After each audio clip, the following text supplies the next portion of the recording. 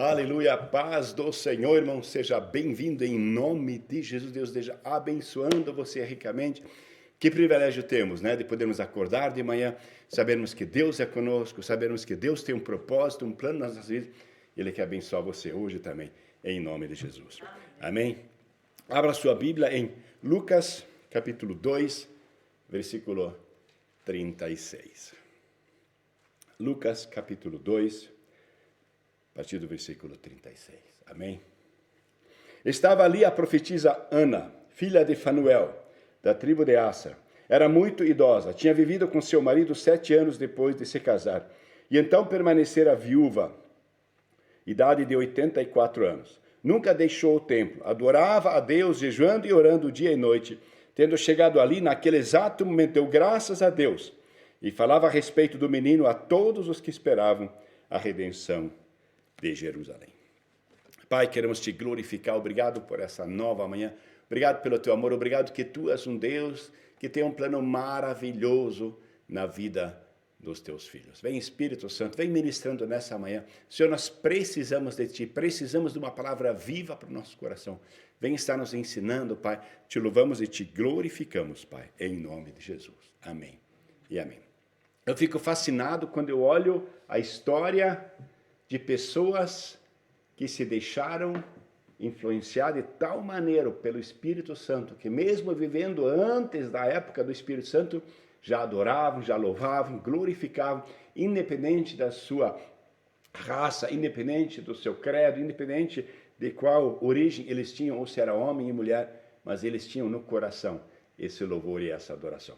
E a Bíblia nos relata aqui algo inédito na história da Bíblia, que nós vemos principalmente no Novo Testamento, que é justamente uma mulher ministrando no templo. E o templo, para quem conhece um pouco a história de Israel, o templo, principalmente naquela época, era reservado somente para homens, e o templo, o ministério no templo era feito só por homens, e a Bíblia afirma aqui, começa já dizendo uma profetisa, já dá o nome o chamado de uma mulher que, na verdade, nós, dessa maneira, não encontramos de novo no Novo Testamento. E a Bíblia nos mostra claramente a respeito do chamado dela. E a Bíblia afirma que era uma profetisa, era uma mulher. E ela estava servindo no templo. E ela estava ali, e de uma forma incrível, a Bíblia relata de que ela era conhecida, era de uma família conhecida, era da tribo de Asser, ela era filha de Fanuel, e ela tinha um ministério profético, e a Bíblia relata que ela foi casada, ela casou virgem, foi casada há 7 anos, e depois permaneceu viúva. E interessante, a palavra hebraica, ela fala assim, permaneceu viúva 84 anos. Nós, em geral, colocamos que ela era viúva e tinha a idade de 84. E aparentemente, pelos escritos hebraicos, ela não tinha 84 anos, e sim, ela já era viúva há 84 anos, o que é uma coisa muito difícil de ser conotada. A maioria das traduções, elas colocaram idade de 84 anos. Independente se era 84 ou se ela já há 84 anos, ela era viúva, significaria que hoje ela estaria com a idade, nessa época, de 105 anos, o que é improvável. Mas mesmo assim, o que nos mostra é uma pessoa que já passou do seu tempo de mocidade, do tempo de força, do tempo de vigor, do tempo de estar trabalhando, do tempo de estar ativa. E a Bíblia relata de que tinha umas características dela, nunca deixava o templo adorando a Deus dia e noite. E eu fico fascinado quando eu vejo uma pessoa orando, uma pessoa adorando, mesmo que ela esteja enferma, mesmo que ela esteja com problemas, e aqui principalmente uma pessoa que já estava fazendo hora extra aqui na terra, e a Bíblia diz que ela não parava de adorar a Deus. Que coisa maravilhosa, que coisa celestial você ter uma personalidade que a sua vida é uma vida de louvor e de adoração. Todos que chegavam viam ela e sabiam, essa é aquela que louva, que adora na casa do Senhor. Qual é a minha e a sua desculpa para nós não adorarmos a Deus, para nós não louvarmos a Deus? E a Bíblia diz que ela nunca deixava o templo. É maravilhoso quando Deus nos dá sede e fome daquilo que é de Deus, da palavra de Deus, daquilo que Deus nos dá, da oração, do tempo de comunhão com Deus, da casa de Deus. E a Bíblia diz que ela mesma agora já sendo viúva, mesmo ela, e eu creio que ela com certeza, ela não se deixou apartar por comentários. Eu tenho certeza de que ela escutou muito essa palavra. Você não pode profetizar, você é mulher, o que você está falando no templo? Você não pode estar aqui. Mulher, você não devia estar falando. Mulher, você tem que ficar quieta. Com certeza, quantas milhares de vezes ela ouviu essa expressão. Mesmo assim, ela não parava de adorar. Mesmo assim, ela não permitiu que isso afastasse ela do templo. Mesmo assim, ela não parava de glorificar a Deus e saber que Deus é com ela. Quão rápido nós, seres humanos, julgamos e nos achamos no direito de dizer quem pode e quem não pode. E a Bíblia fala no Senhor, chegou ali naquele momento e começou o que novamente a fazer? A louvar a Deus. Ela não podia deixar de louvar. Ela chegou e ela viu aquilo que Deus havia lhe mostrado. Ela ainda não tinha os escritos do Novo Testamento, mas o Espírito Santo havia lhe mostrado. E a Bíblia diz que ela começou a louvar a Deus e falava a respeito da criança a todos que esperavam a redenção. Ela começou a falar de Jesus para todo mundo. Naquela idade, ela não parava de falar de Jesus para todo mundo. Essa característica de alguém que é cheio do Espírito Santo, fala de Jesus para todo mundo. E a Bíblia diz que ela falava para todos que esperavam a redenção de Jerusalém. Quando Deus começa a ministrar nas nossas vidas, Ele começa a mostrar aquilo que para a lógica humana, em geral, é algo singular. Na lógica humana, são pessoas jovens que deveriam estar louvando, adorando, glorificando. E a Bíblia mostra que quando Jesus é para ser apresentado no templo, são duas pessoas que reconhecem que louvam, Simeão e Ana. E os dois já tinham uma idade que não era de tão jovem. Quando Deus começa a ministrar, Ele mostra que os primeiros serão os últimos, de que você, quando Deus tem um chamado na sua vida, que Deus sabe aquilo que Ele coloca na sua vida e você não precisa de uma recomendação humana, você não precisa de um pré-requisito que te dê essa qualificação em questão humana para louvar a Deus. Você precisa só do Espírito Santo, Senhor Jesus, dentro do seu coração, para louvar a Deus. E ela começou a louvar a Deus e falava a respeito da criança a todos que esperavam a redenção de Jerusalém. Maria e José entraram no templo para apresentar a criança conforme a lei de Moisés ordenava ao 8º dia. Mas eles não esperavam encontrar profetas que soubessem aquilo que Deus estava fazendo. E como Maria, em todos os outros eventos, a Bíblia diz, ela guardava todas essas palavras no seu coração. Essa profetisa Ana me fascina. De uma pessoa que não permitiu que os anos trouxessem amargura. Não permitiu que os anos tirassem ela da casa do Senhor. Não permitiu que a fofoca fizesse ela parar o seu ministério. Não permitiu que aquilo que as pessoas falavam tirasse o foco dela do Senhor, e do Senhor está revelando para ela. E a Bíblia chama ela de profetisa. E ela era uma profetisa de verdade. Ô irmão, hoje em dia tem tanta pessoa com esse ofício no WhatsApp que a gente geralmente chega a questionar aquilo que pessoas chegam a fazer em nome do Evangelho. Quando Deus enviou seu Filho Jesus Cristo, eu fico fascinado quando eu vejo aquilo que Deus faz.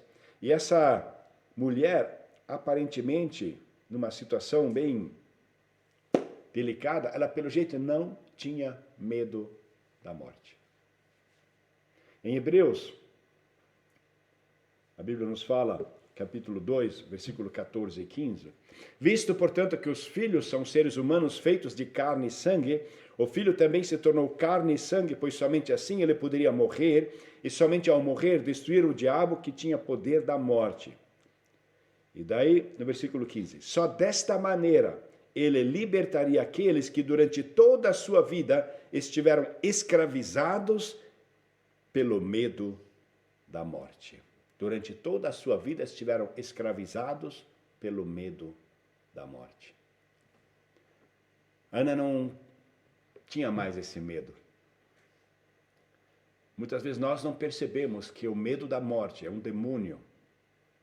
A Bíblia nos relata enviado por Satanás. E essa mulher, O que seria natural, a pessoa começa a ficar frágil na idade e o medo da morte faz ela tomar cuidado em todos os aspectos e não ser mais ativo na obra de Deus. Essa mulher não tinha medo da morte.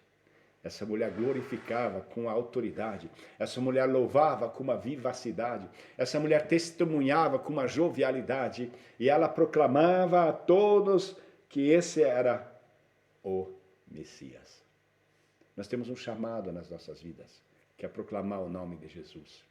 E quando nós encontramos ao Senhor Jesus na nossa vida, eu não sei quanto tempo você já conhece a Jesus. Quando Jesus começa a ministrar nas nossas vidas, Ele nos capacita, Ele nos salva, Ele nos restaura, Ele revigora.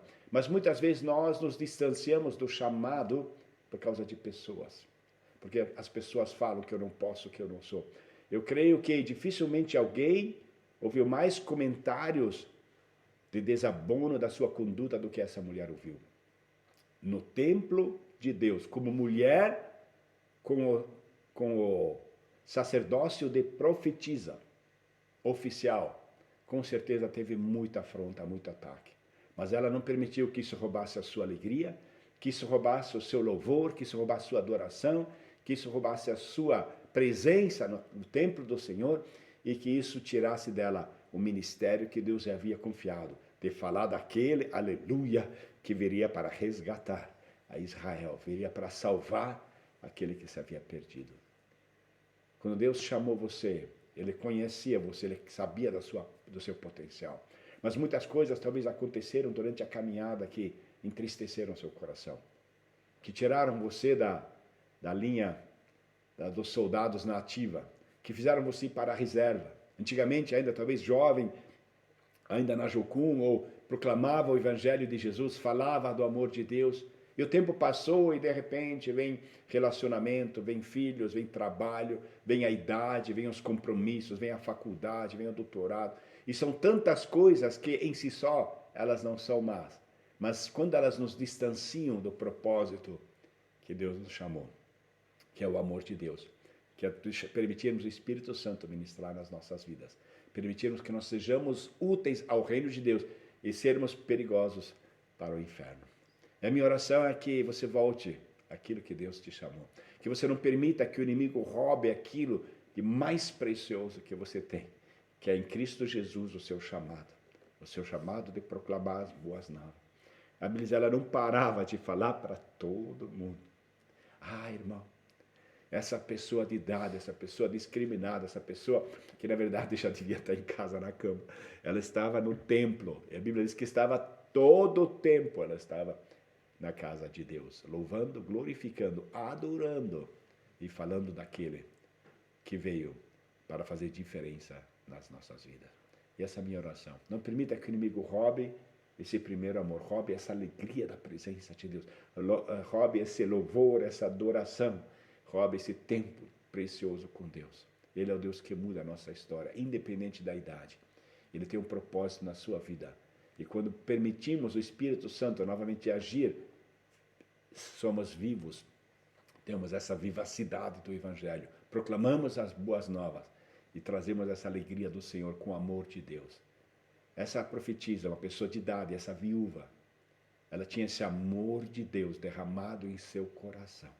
Mesmo que o Espírito Santo ainda não estivesse ativo dessa maneira, mas pelo seu fruto nós vemos que ela era uma pessoa totalmente da presença de Deus. E essa é a minha oração na sua vida. Deixa o Espírito Santo, mova-se no sobrenatural de Deus. Creia, Deus pode, tem muito mais para você do que aquilo que até hoje você tem experimentado. E Ele quer, Ele pode. Ele vai mudar a história para o louvor da sua glória, em nome de Jesus. Amém.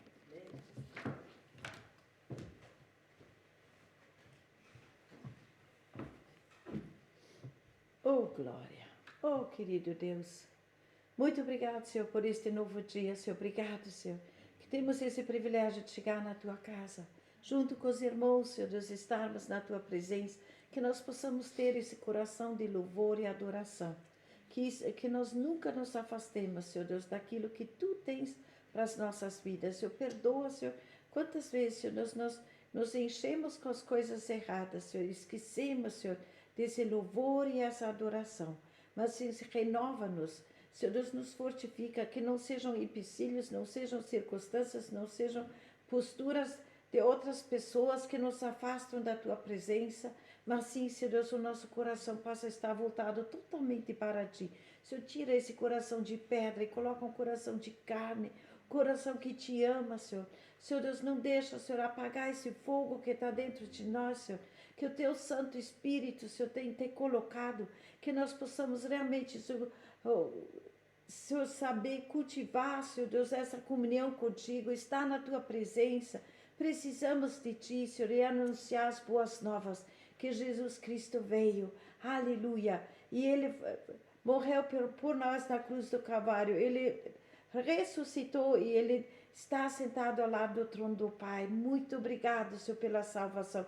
Obrigado que temos um Deus vivo, um Deus onde é que nós podemos chegar. Esse véu foi rasgado, temos esse livre acesso ao Pai. Isso é que nós realmente aproveitamos isso. Esse tempo da graça que Tu nos tens dado. Muito obrigado, Senhor. Temos essa liberdade ainda, Senhor, de Te adorar e Te louvar. Em liberdade, Senhor Deus, também junto com os irmãos. E que isso possa ser um prazer, uma alegria, Senhor. Ser realmente um renovo em nós, Senhor. Para que nós possamos ser vitoriosos. Aonde Tu nos colocas, precisamos de Ti. Cuida de cada um, Senhor. Renova-nos. Fortifica-nos, proteja cada um, Senhor, e nos colocamos esse dia abençoado nas Tuas mãos, em nome de Jesus. Amém.